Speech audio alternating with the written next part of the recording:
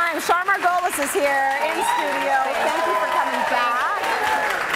So cool to see that happening. And you know what? You make people cry in the best way possible, because it's always the good news that they're getting about, you know, the spiritual world and people that they truly love in their lives. It's nice that you can be the person to connect them. Thank you. And I'm honored when people trust me to do it. And it's a healing experience to know that it's not just this. We have a place that we go to when we're done here and we see our loved ones again. Right, and which is really comforting for a lot of us. It's so comforting. I think it's very cool, though, that kids have a natural intuition. And you spend a lot of time with adults getting us to tap into our intuition. But kids are at that, we want to talk a bit about children.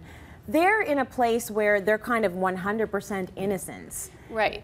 And they're sort of taking whatever is coming their way more openly than a lot of adults would. And there's a saying out of the mouths of babes, because kids don't have a filter. They say what they feel. They sure do. And it was interesting. Yeah, for sure.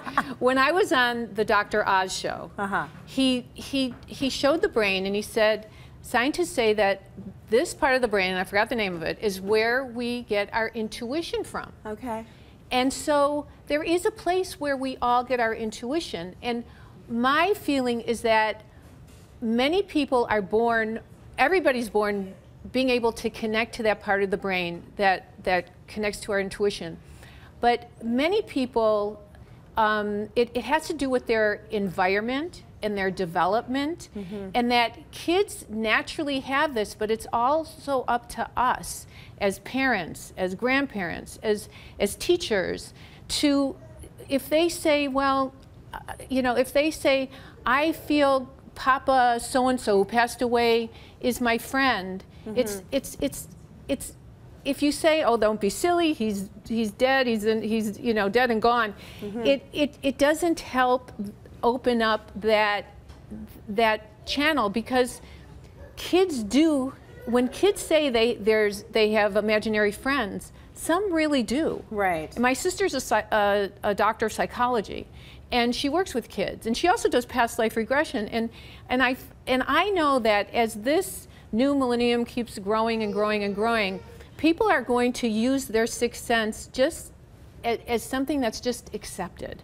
And so it has to do with intuition, following our gut to prevent problems and attain goals, and it has to do also with connecting to the spirit world and knowing that love never dies. Okay, so kids have, so, you know, let's say your kids say to you something about a past relative. Don't trivialize it. Yeah. Make sure you encourage that. Right. When I think of children's intuition, though, I'm thinking more about them following their gut.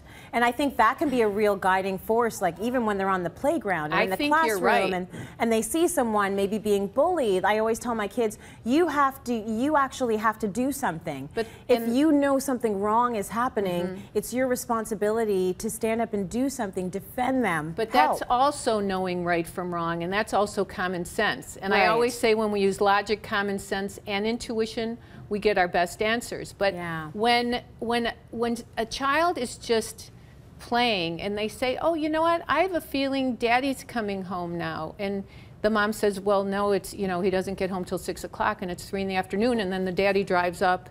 There's something to this. Right. Then you're like, kids, you're freaking me out. And honestly, I have a friend who's got kids that are really intuitive, and when my nieces and nephews were really young, I would say to them, and really tuning in with them and putting a white light of protection around them so I know that I'm getting pure energy. Yeah. And I'll say, well, what do you think about this project I'm working on? And they'll tell me. And they'll say things like, well, is there somebody named, you know, and they'll give me a name, and I'll go, yeah.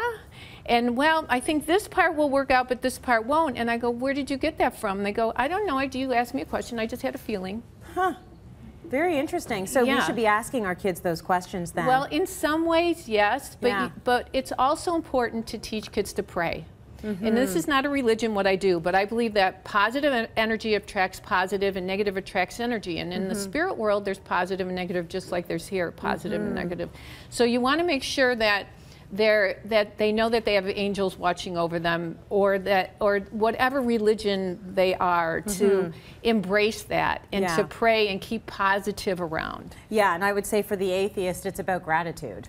You know, even if it's not praying to a something, gratitude is, I think, something that every child needs to be taught, and empathy. And it goes a long way towards bringing the good back in, right? That's such great wisdom to teach all of us, to have gratitude, to look at our cup half full, not half empty. It's important. You know, it's so important, and that's really a good lesson for all of us to learn. Well, Char, I know you have an online webcast called Char Vision. I do. So in this episode, you were teaching Maria Menounos and Ross Matthews how to be intuitive and psychic. So for more information on this, you can go to our website, cityline.ca. We are going to link you in. I think it would be very interesting to see this. We love Ross Matthews here on Cityline. He's a doll. He is such a doll. Such a Talk doll. about a pure soul. So thank you so much for hanging out with us today. Thank you so much.